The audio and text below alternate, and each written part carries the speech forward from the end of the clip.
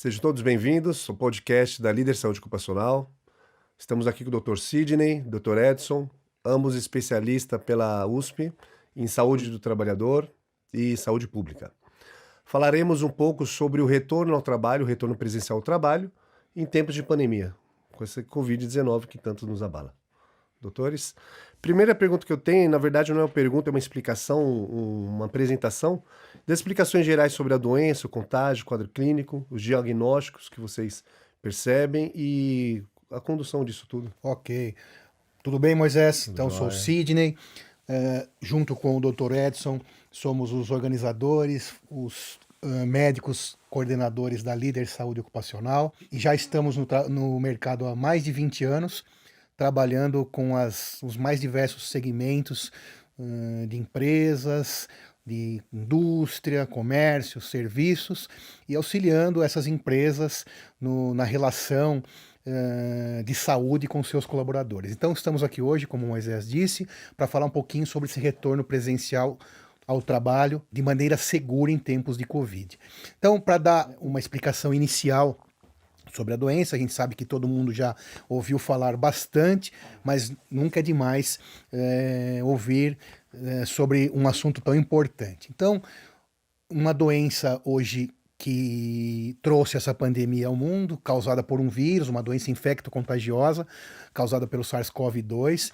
As origens não são ainda totalmente determinadas, né? Ainda não há um consenso ainda sobre como tudo começou, algumas dúvidas em relação a esse início, mas é uma doença infecto-contagiosa grave, que então, portanto, passa de pessoa para pessoa, de maneira com o contato, com a proximidade, através de partículas que saem de uma pessoa e contamina a outra, geralmente pelas vias aéreas, nariz, boca, principalmente. Então, essa é a forma de contágio.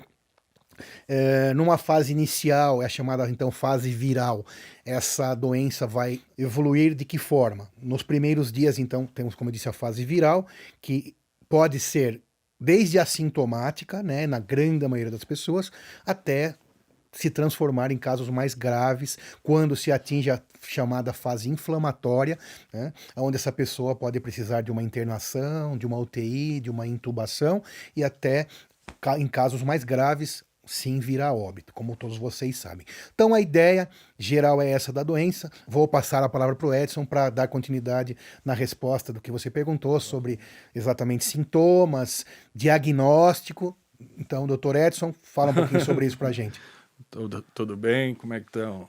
Então, prazer estar participando desse podcast da Líder, realmente. Eu acho que o tema do momento, é bem oportuno a gente falar sobre isso. Eu acho que o Sidney já deu uma boa introdução.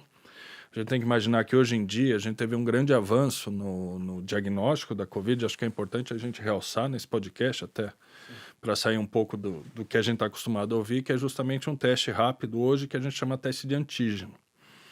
E que até então não era disponível esse. A gente tinha, para fazer um diagnóstico precoce da Covid, apenas o teste chamado de PCR, que é o teste do cotonete tradicional, que você colhe e procura o RNA do vírus, a partícula do vírus na pessoa. Só que isso tem que ir para um laboratório, ser amplificado tal, e às vezes ele demora muito para sair o resultado. No começo da pandemia, inclusive, demorava muito. E era um dos grandes problemas, porque principalmente na medicina ocupacional, porque a gente vai ter que afastar até sair o resultado do exame, se for negativo, afastou à toa, etc. E tal. Então hoje a gente tem um grande avanço, que é o teste de antígeno. Eu acho que ele também é coletado com cotonete, então é um teste simples de coletar, com a vantagem que ele dá um resultado bom, com 97% de positividade, quer dizer, praticamente 100%. Quer dizer, hoje a gente tem esta capacidade, é um teste que agora está sendo usado no mundo inteiro, está se difundindo agora para ser usado na parte ocupacional pelas empresas, então acho que é um grande avanço no diagnóstico. E é isso que a gente tem que passar, que as empresas têm que saber agora, que a gente tem essa possibilidade. Num teste rápido, a gente conseguir saber logo se há necessidade do afastamento ou não, se os contactantes estão contaminados ou não. Eu acho que esse é o grande avanço que a gente tem na pandemia hoje. Os outros testes ainda continuam, o PCR continua sendo utilizado, mas daí para confirmação do diagnóstico, não mais como o primeiro teste, ele vai ser o segundo teste que a pessoa suspeita vai fazer, e as sorologias que você faz depois para saber se a pessoa teve a doença ou não. A sorologia, no caso, para a gente que está no dia a dia, não é um teste mais importante, que é aquele que a gente fazia com gotinha de sangue e tal, mas ele não dá resultado no começo, ele demora alguns dias, 7 a 10 dias para começar a dar resultado. Então, eu acho que isso que é o grande diferencial que a gente tem agora. E me surgiu uma dúvida, em qual momento que eu vou identificar a necessidade de fazer um PCR num colaborador? No primeiro dia de sintoma, no terceiro dia, assim, de imediato? Então, o tempo ideal de fazer o PCR é do terceiro ao quinto dia de sintomas, tá certo? Mas assim, a ideia é que você... Só que o PCR, apesar de você fazer entre o terceiro e o quinto dia de sintomas, ele às vezes demora pelo menos 24, 48 horas para dar o resultado. E você acaba ficando refém desse prazo e não consegue ter a conduta mais adequada em relação ao paciente ou ao colaborador que seja. Então, por isso que hoje a gente fala, vamos substituir pelo teste de antígeno, que aí você vai ter praticamente a mesma sensibilidade do PCR, mas com resultado em 15 minutos. Então, essa que é a grande diferença que a gente tem agora no enfrentamento da Covid ocupacional. Justamente para a gente saber se há necessidade realmente do afastamento do colaborador, testar os contactantes, se for positivo, também rapidamente, e aí você consegue fazer logo, rapidamente, um grande diagnóstico de se houve contaminação ou não. O ideal é que nunca aconteça, e a gente vai falar isso mais para frente, mas assim, antes você tinha que ficar esperando 2, 3 dias para sair todos os resultados dos PCRs. Agora não, você consegue fazer uma tecnologia boa, relativamente barata, mais barata que o PCR, inclusive, com um bom resultado. Então você faz, no primeiro dia de sintomas, você já pode colher o teste do antígeno e você já vai saber na hora se a pessoa está contaminada ou não. E depois você pode fazer o PCR justamente para fazer a confirmação diagnóstica. Mas daí já é uma conduta mais do médico assistencial. Né? Já é mais fora do trabalho. De já quem no vai hospital, atender no consultório, o paciente. Exato. Perfeito? Perfeito. É muito cogitado o assunto na mídia ou em qualquer veículo de comunicação sobre as variantes, cepas e as vacinas. O que vocês têm a dizer sobre isso? Olha, vou continuar, depois eu passo para o Cid, porque assim, hoje o que acontece? Todos os vírus, eles se multiplicam muito rapidamente, e aí você vai tendo, a cada replicação viral, às vezes pode haver uma mudançazinha no DNA, no RNA do vírus, entre as partículas que compõem, e algumas dessas mudanças acabam criando novas variantes. Isso acontece para praticamente todos os vírus. Por enquanto, nós temos assim, 19 variantes do coronavírus desse SARS-CoV-2 que são conhecidas atualmente. Dessas, a gente destaca 4 ou 5 hoje em dia com a indiana, que são as variantes de preocupação. Por que a gente chama variantes de preocupação? Porque são variantes que estão infectando muita gente. Você pode ter variantes que causem mais mortes, mas esses, no caso, são variantes que onde elas apareceram, elas acabaram praticamente dominando toda a população daquela região. Velocidade de elas se contaminam muito mais rápidas. rápido. Então, quando a gente fala da variante, a variante brasileira, né, começou no Amazonas e logo se espalhou pelo país todo, porque se a gente fizer um paralelo com o que a gente teve ano passado, se tinha um estado que dava problema, esperava um pouco, aí um outro estado dava problema, aí uma outra região, se a gente lembrar no passado, tinha um lugar que dava problema, aí acalmava, aí dava outro e tal. Agora não, essa variante começou em Manaus e ela de uma hora para outra se espalhou para o Brasil todo e rapidamente deu esse caos que a gente está vivendo ainda. Uma mutação natural de um vírus. É uma mutação natural, todos os vírus sofrem mutação e naturalmente as mutações que são mais adaptadas ou que se espalham melhor acabam infectando mais gente. Sim. Que infelizmente é o que acontece nessa cepa. A gente fala aí em torno de 2 vezes e meia mais infectante do que a cepa anterior.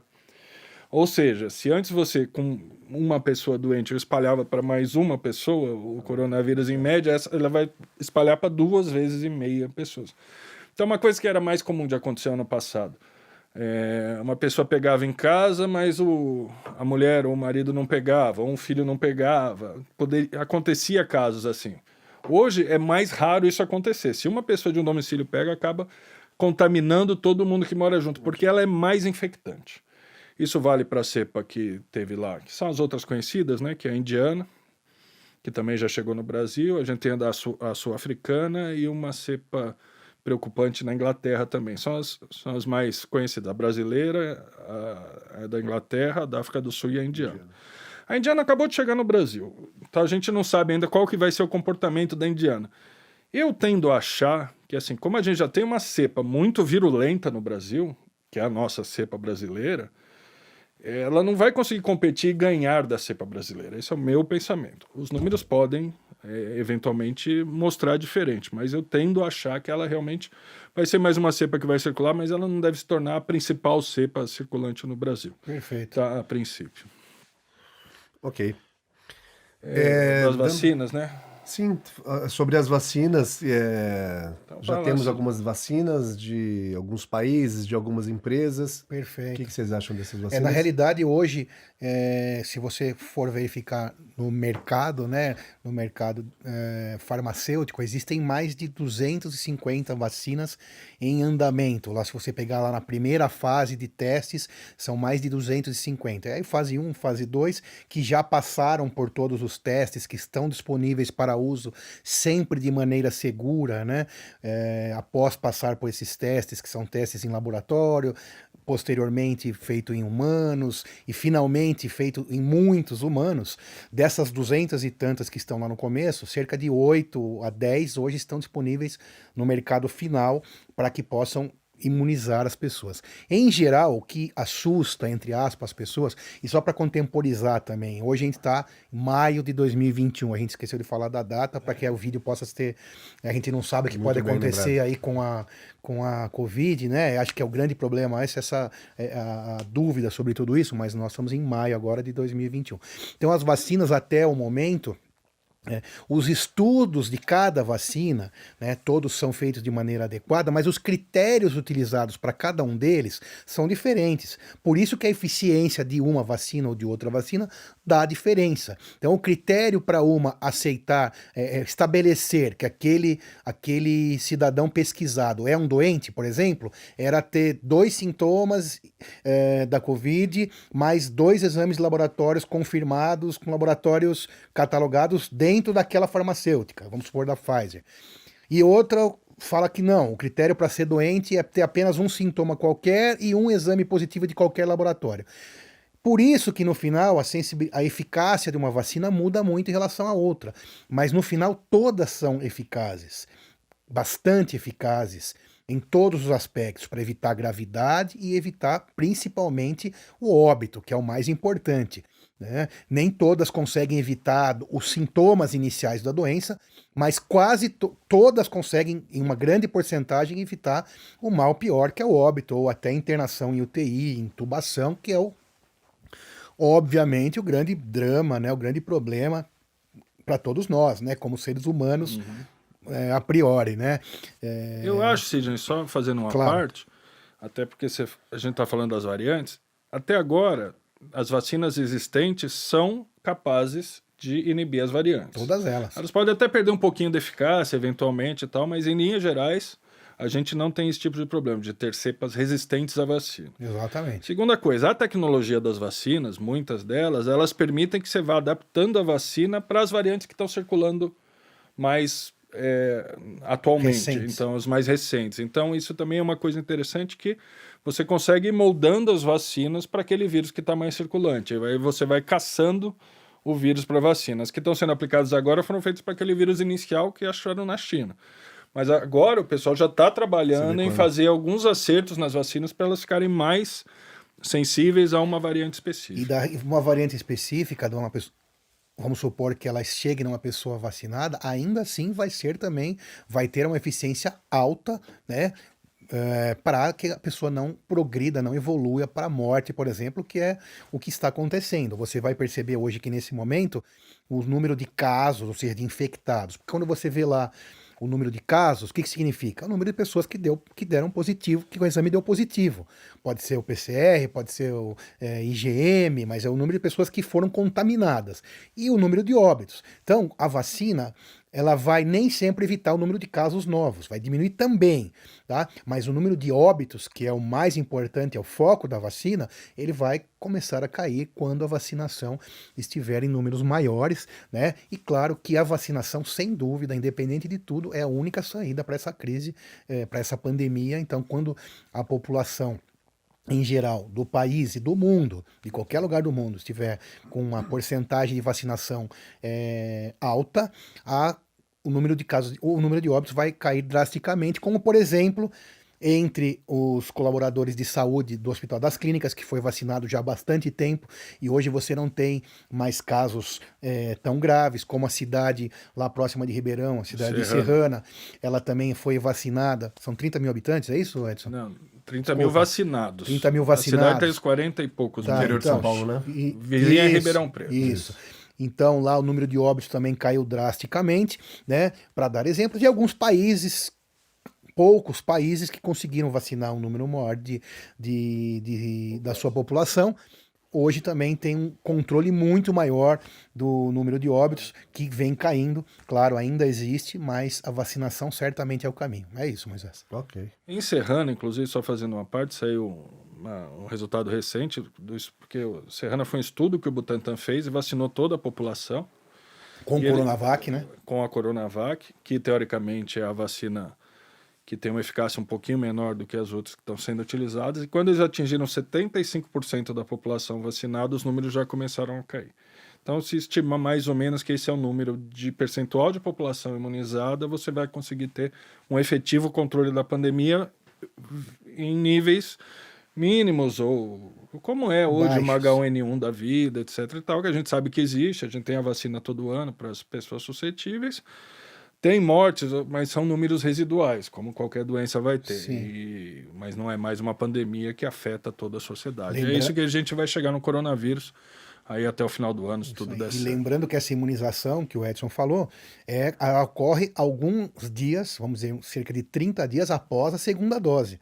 Aí sim a pessoa está realmente imunizada. Então quem teve segunda dose no começo de maio, agora está tendo uma segurança melhor, né, nessa imunização. O que não significa ainda, longe disso, que as pessoas podem abrir mão das barreiras sanitárias, do uso de máscara. Aliás, também a gente acabou não comentando aqui.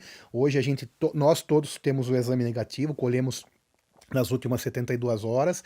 Então quem está gravando aqui, no caso nós, só temos nós e o colega que está filmando aqui no estúdio, então a gente está respeitando as normas, né, que é ter colhido, nesse caso, todo mundo colheu os exames, como se fosse um trabalho, então estamos respeitando as regras, né, então sem correr riscos, como se fosse num trabalho. Nós vamos acabar falando mais aqui um pouco sobre isso. Exatamente.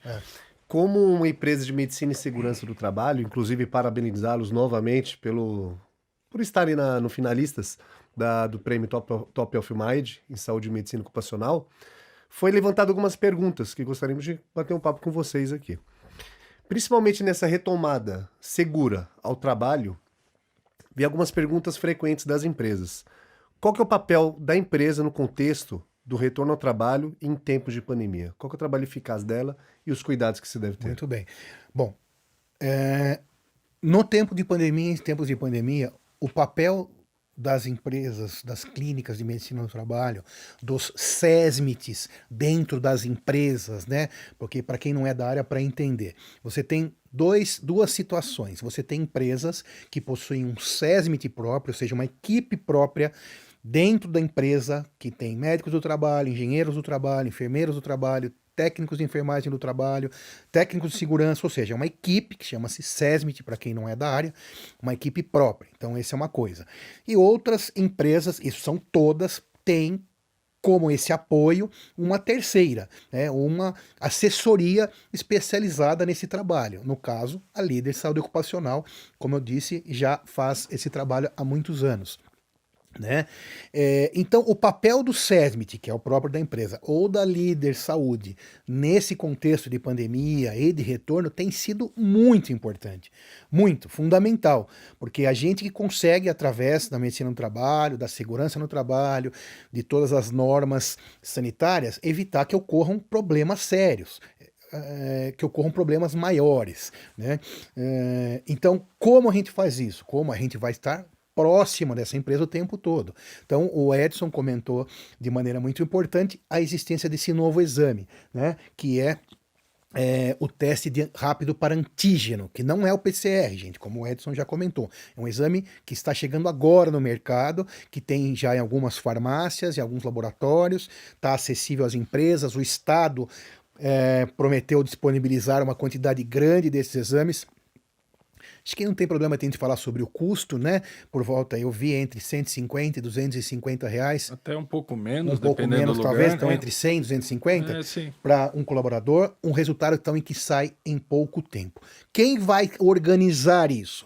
Depois o Dr. Edson vai falar sobre comitê de saúde, mas quem vai organizar a grosso modo é o SESMIT ou a sua assessoria em medicina do trabalho.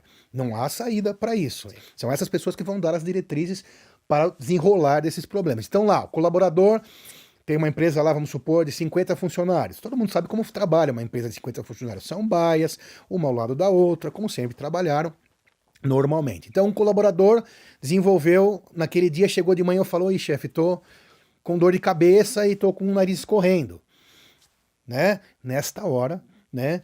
O que acontece? Esse cidadão, ele passa a representar um certo risco? Sim, passa, claro. Em tempos de pandemia, a maior hipótese é que seja Covid. Isso não há dúvida. Independente do que você ouviu ou pensa, nesse momento de pandemia, a primeira hipótese é que seja Covid. A empresa liga para vocês. Por exemplo. Ok.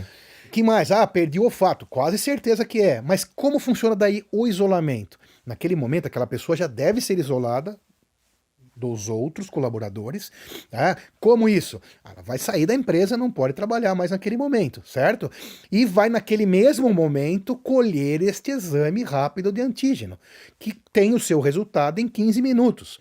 E aí, com o apoio do SESMIT dentro da própria empresa, ou com o apoio dessa assessoria fora da empresa, aí pode ser via e-mail, via telefone, via WhatsApp, ou via qualquer tipo de relacionamento, que no caso da líder é um relacionamento rápido, tá? Então os médicos, os profissionais de saúde, os engenheiros são sempre disponíveis o tempo todo, porque isso é muito importante.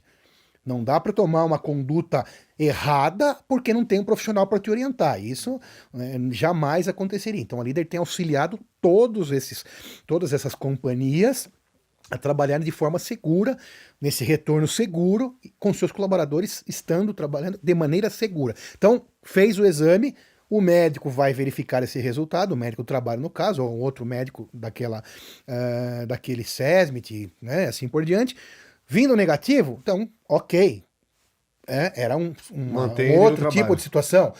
Aí vai se basear se ele está bem para trabalhar ou não, né? Sim. Pode ser que ele tenha alguns dias de afastamento, é a critério do médico, vai avaliar, mas aí mais tranquilo, sabendo que não é Covid, porque deu negativo e como o Edson falou, quanto de eficácia? Altíssima, 97%. Né? 97%. O PCR era muito menos que isso. Então o PCR dá muito falso positivo e falso negativo, e às vezes mais atrapalha do que ajuda, porque todo mundo saia correndo para fazer o PCR.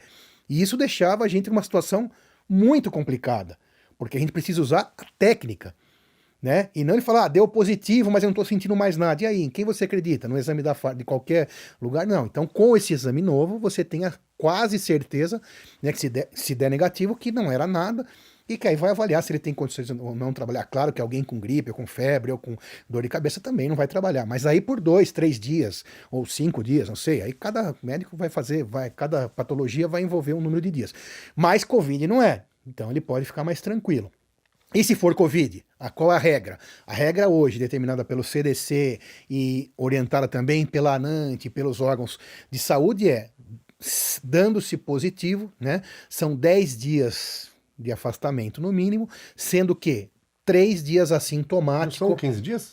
Eram 14 dias e hoje o CDC já fala em 10 dias, tá?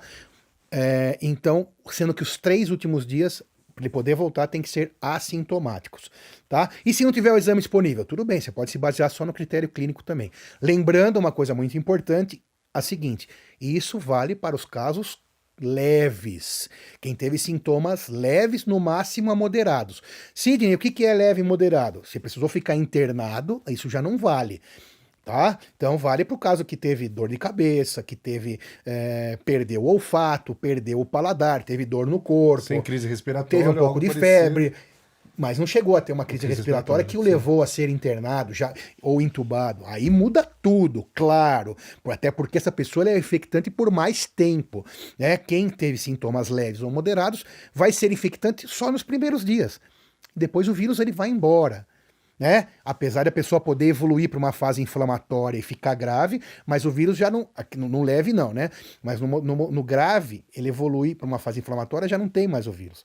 Mas esse vai ser tratado de maneira individual, caso a caso, para ver quanto ele vai poder voltar, e pode ser muitos dias ou poucos dias, mas estou falando essa questão dos 10 dias para sintomas leves, ou até os assintomáticos que foram testados eventualmente, ou no máximo moderado. Então esse acompanhamento tanto do SESMIT como da assessoria. Exatamente. Ambos vão avaliar e acompanhar o processo desde o início. Exatamente. Junto Perfeito. com a empresa, né? Para e passo com a empresa. Exatamente. Até o Sidney começou a falar, eu acho que seria do plano de contingência, né? Isso. Eu acho que Tá, seria só a exatamente próxima isso. pergunta, né? Exato.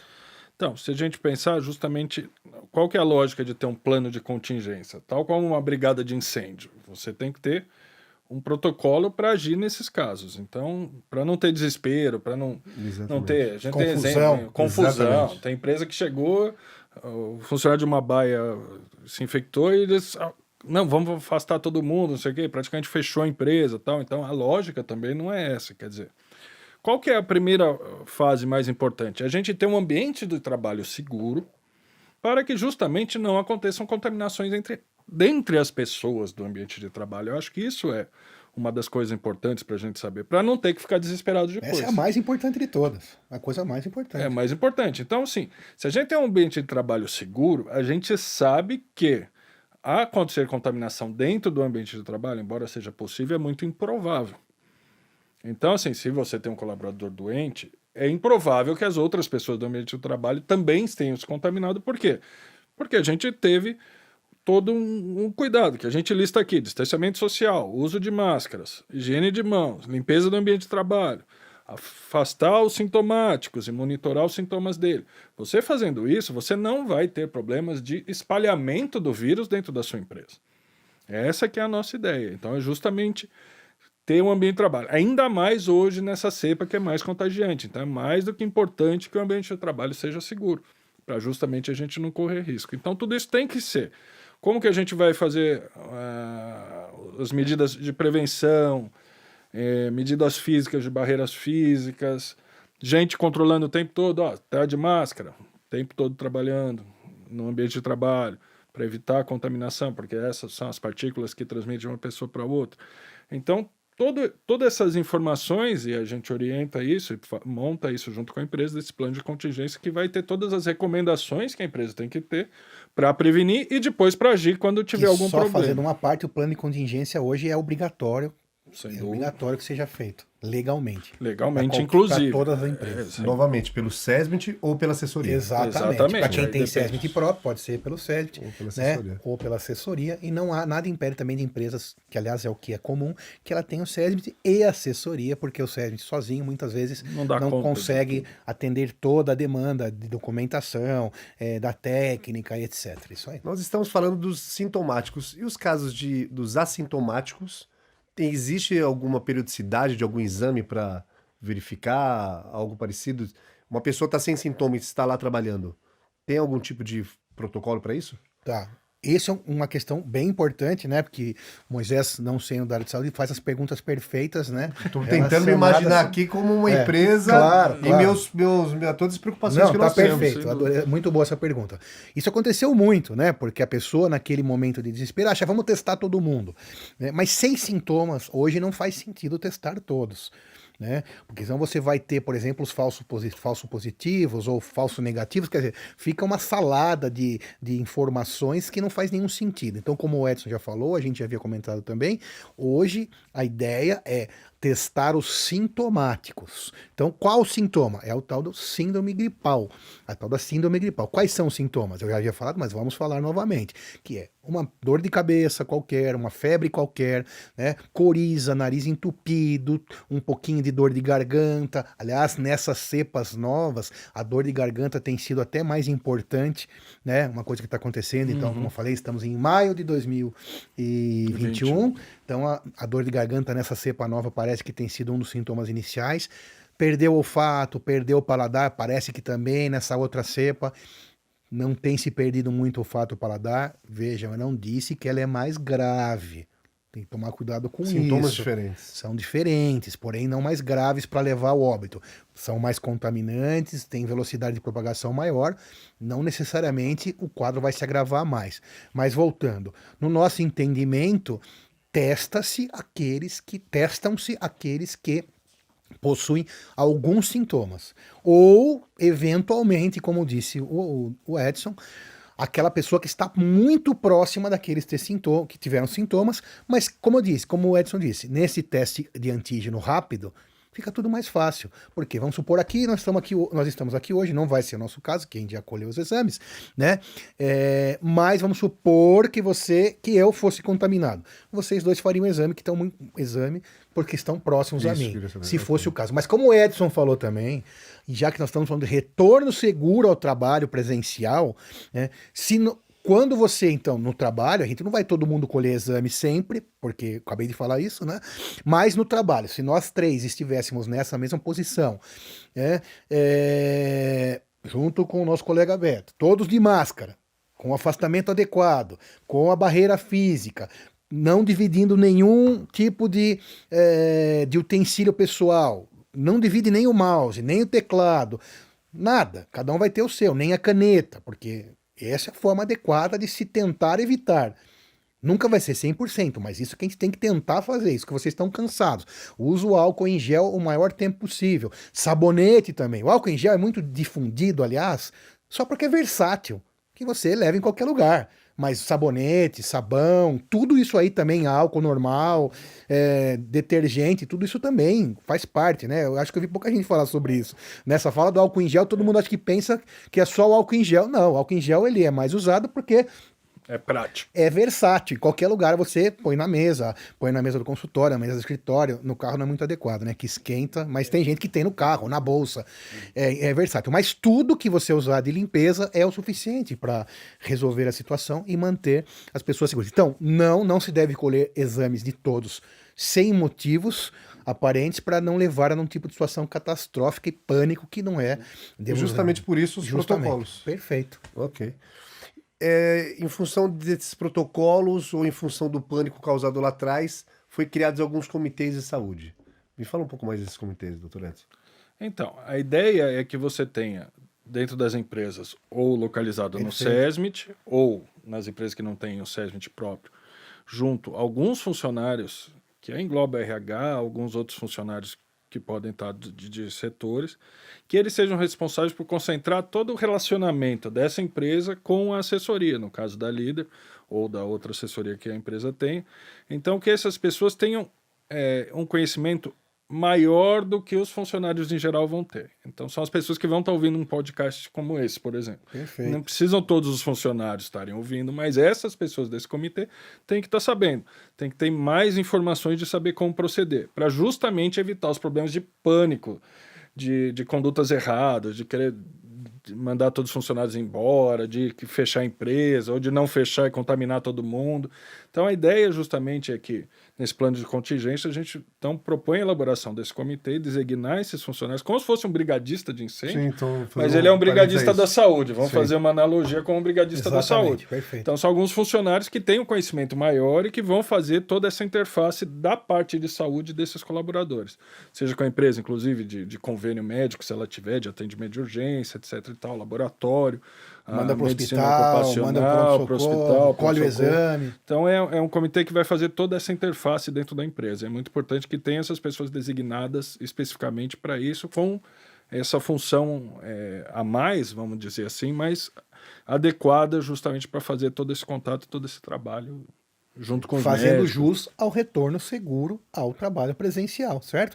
Uma empresa pequena vai ter 2 no comitê de saúde e uma maior vai ter 20. Não importa o tamanho da empresa, todas têm que ter e também é uma determinação legal. É necessário que se haja isso. Capacitação dessas pessoas, vocês que fazem. Sim, também. Sim. Exatamente. Ok.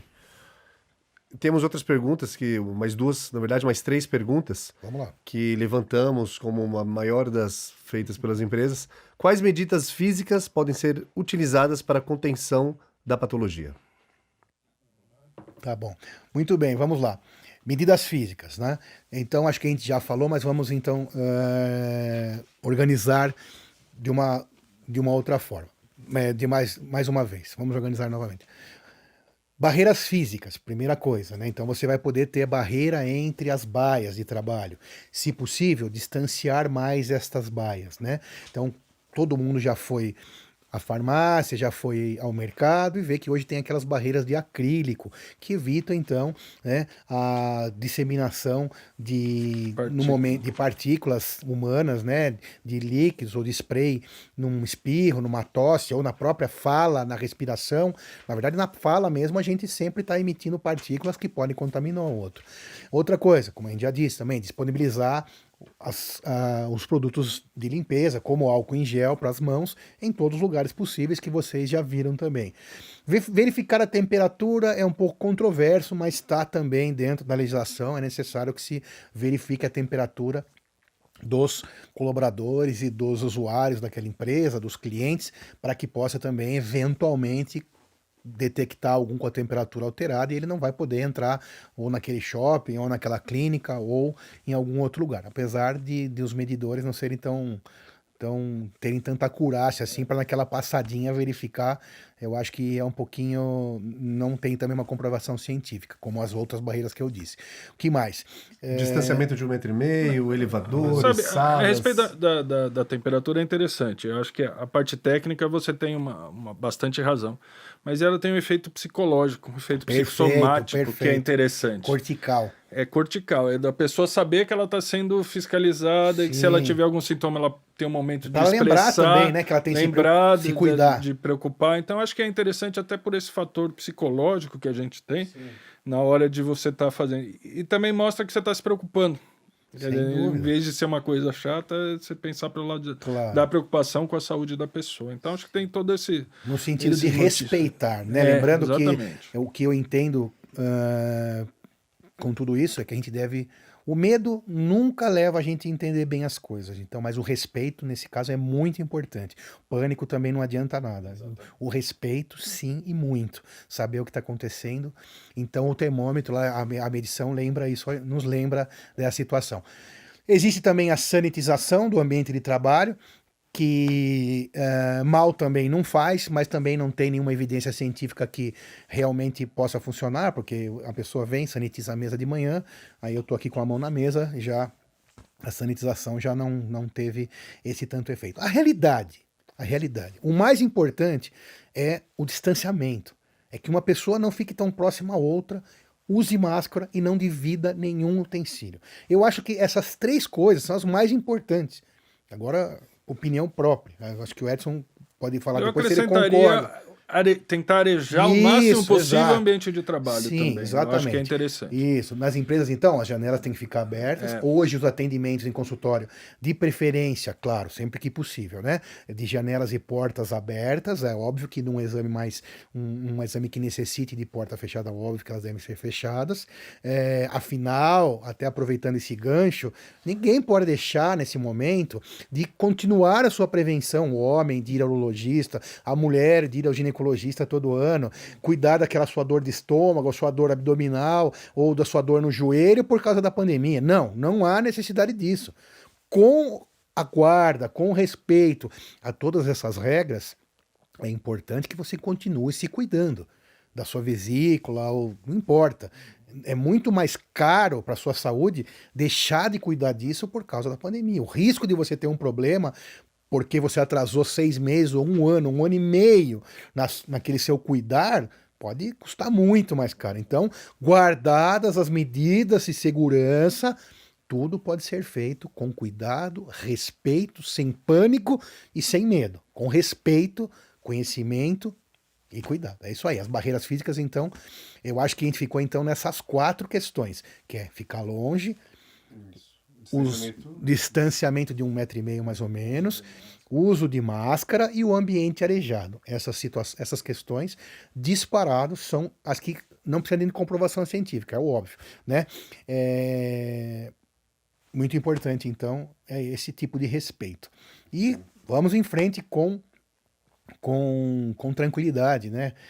Utilizando-se disso e a vida continua, da maneira que é possível nesse momento. Essas barreiras físicas já são feitas nos protocolos pelo SESMIT ou por vocês? e é passado para as empresas. Sim, E dessa maneira no consegue... plano de contingência da Covid, a gente já está acrescentando, inclusive no PCMSO e tal, está fazendo tudo parte agora. Sim, porque existe uma coisa importante, né? Que na verdade, no caso da Líder Saúde, poucas, não são todas, né? Mas a Líder Saúde, no caso, a gente já conta com uma equipe completa, né? De toda a parte, não só de medicina ocupacional, de saúde do trabalho, mas também de segurança no trabalho. Então a gente conta com uma equipe grande de engenheiros do trabalho, de técnicos de segurança, de laboratórios de medição para realização de laudos, de quantificação de riscos, de quantificação de ruído, ou de produtos, ou de frio, ou de calor, de todos os riscos envolvidos, né, na questão ocupacional, na questão de segurança, e essa equipe é que vai trazer todas as informações necessárias, por exemplo, para um plano de contingência, e vai entregar para a companhia já aquilo pronto, e a empresa coloca aquilo em prática com a ajuda também, né, da nossa companhia, né? Tudo já vem preparado, né? Já vem. Segue a sua atividade com segurança. Exatamente. Ótimo. Com os contactantes e os infectados, como que a gente deve lidar com eles? Você diz dentro da empresa? Dentro da empresa. Tá. Então é o seguinte, é o que a gente falou. Se a gente pensar que todas as normas sanitárias estão sendo seguidas, se você tiver uma pessoa infectada dentro da empresa, a ideia é que você não vai ter outros contactantes dela lá. Por quê? Porque todos estão com máscara, distanciamento, baia, etc. Tal. Então a ideia dessas medidas é justamente o quê? Bloquear que haja a transmissão dentro da empresa, tá certo? Porém, se você viu que tem contactantes muito próximos, que realmente, hoje a ideia é fazer o teste de antígeno. Aí você vai pegar essas pessoas próximas que podem... Não para a empresa inteira, né? Não para a empresa inteira, mas você vai selecionar quem são. E aí o comitê de saúde, que conhece a empresa em detalhe, junto com a líder, vai conseguir identificar quem vão ser essas pessoas e aí você consegue fazer o teste rápido de antígeno. Até para dar uma tranquilidade. Não, então tá bom. Então o pessoal que teve um contato próximo não teve. Mas assim, é o que a gente vê. Por exemplo, dentro da própria líder, Perfeito. a gente teve casos de pessoas que estavam trabalhando e que tiveram sintomas que a gente teve que afastar, obviamente, e não teve nenhum caso de transmissão Dentro dos da colaboradores. Por quê? Estava todo mundo trabalhando com distanciamento, com máscara, seguindo as medidas de higiene adequadas, etc. E tal.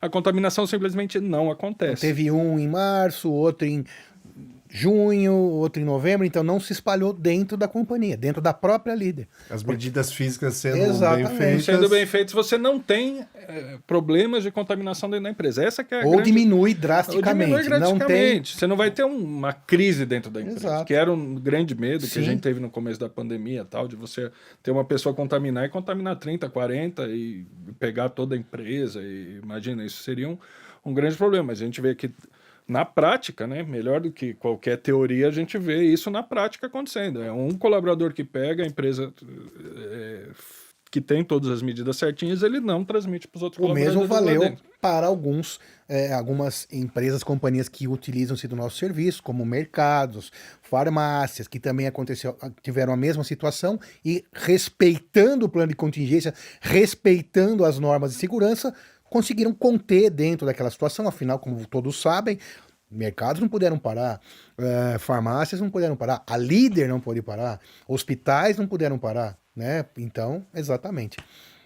Então você conseguiu dizer, o ambiente de trabalho é um ambiente seguro para que não haja contágio de Covid durante a pandemia. Então, a ideia é justamente essa, transformar o ambiente de trabalho num local seguro, para você trabalhar sem ser contaminado. Diferente de outros lugares que aí você não consegue, no transporte público, reuniões familiares, etc e tal, que é, infelizmente, onde as pessoas, na maioria das vezes, acabam se contaminando. E a ideia é que isso não aconteça no ambiente de trabalho, você não tem um problema muito grande na empresa, nem nas empresas que a gente presta assessoria. Isso realmente a gente vê que não aconteceu. A gente não teve uma pandemia dentro de uma empresa. Sim. Perfeito.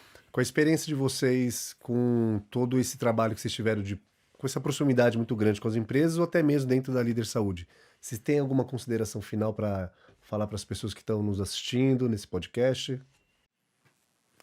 Olha, eu acho que é importante o seguinte, nós estamos agora, como se frisar, né? Nós estamos aí chegando no meio do ano, quase no meio do ano, nós estamos vivendo uma onda muito grave De agora por essa 2021. variante, de 2021, vivendo uma segunda onda muito grave, fomos pegos de surpresa, mas assim, com a grande esperança em vista, né? Porque assim, a humanidade sempre combateu o vírus com vacina. Então ela sempre preveniu o vírus e não combateu. A gente tem muita dificuldade em matar vírus com os remédios que a gente tem. Então as vacinas estão aí, estão sendo aplicadas, estão chegando. Previsão aí até o meio do ano, até o final de julho, a gente já conseguir toda a população acima de 40 anos estar vacinada. Se isso acontecer realmente, já vai dar uma refreada muito grande na taxa de óbitos, a previsão que a gente tem de internações, o que vai dar uma acalmada muito grande na pandemia. Quando a gente chegar a 70%, 75% da população vacinada, a gente calcula aí do meio para o final do ano, se não aparecer nenhuma super cepa e nada, a gente deve realmente refrear essa pandemia. Estamos esperando agora que para o final do ano a gente consiga, no final desse ano, a gente já consiga estar com uma vida mais próximo possível do normal. Bom, obrigado pelas perguntas. Acho que vai ser bastante válido e para todas as companhias e pessoas físicas ou não que gostarem de entender um pouco sobre o assunto. Obrigado, mas eu agradeço. E como comentário final, eu deixo aqui a mensagem de respeito. Eu entendo que o medo ou o pânico, qualquer um desses dois, não consegue fazer com que a pessoa entenda, com que a pessoa haja, com que a pessoa viva em paz. Então a gente deve ter muito respeito, conhecimento, utilizar-se de todas essas barreiras que nós comentamos aqui, com muito respeito, e a vida continua. Vacina é o que vai realmente resolver a situação da pandemia, para que, como disse o Dr. Edson, possamos voltar a uma vida normal, no menor tempo possível, o mais breve possível. A gente não sabe esse tempo, parece que ele está chegando, mas a gente não sabe. E é isso que eu deixo de mensagem final: respeito, sem medo e sem pânico. É isso aí. Obrigado, Moisés. Obrigado, Dr. Sidney. Obrigado, Dr. Edson. Ficamos por aqui. Agradeço a todos.